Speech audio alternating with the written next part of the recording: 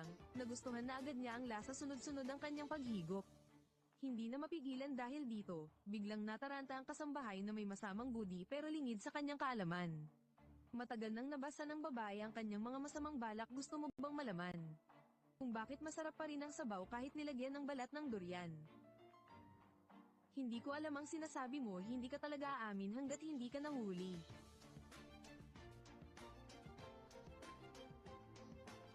Matagal ko nang napansin ang masama mong intensyon. Pero ang paglalaga ng manok gamit ang balat ng durian ay isang tradisyonal na paraan ng pagluluto sa Timog Silangang Asya. Pinagsasama nito ang nutrisyon ng laman ng durian at ang sustansya ng manok. Kailangan ko pang magpasalamat sa iyo dahil inilagay mo yan habang sinasagot ko ang tawag. Hindi nasira ang lasa. Matalino ka rin pala. Hindi na nga magaling, masama pa ang ugali. Hindi namin pwedeng patirahin ng ganyang tao sa pamilya Su. Zhao Yiming, itala mo ito ay report mo sa sentro ng mga kasambahay para matanggal siya. May paraan siya. Sumunod, ang ikalawang pagsubok ay ang pag-aayos ng bahay at para pagtripan ng babae, ang tusong kasambahay.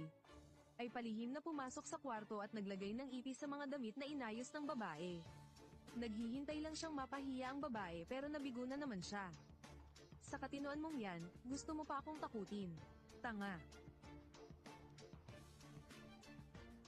Mas interesante ka pa kaysa sa inaasahan ko. Zhao Yiming, paalisin mo na ang taong may masamang intensyon. Nasasaktan ang mga mata ko. Sa maikling panahon, dalawa na ang nainis niya hanggang mamatay. Sa susunod, baka ako na ang mainis niya, hindi pwede. Oo, at ang mahusay na ipinakita ng babae ay lubos na nagustuhan ng pamilya ng matandang ginang. Agad siyang pinanatili para maging kasambahay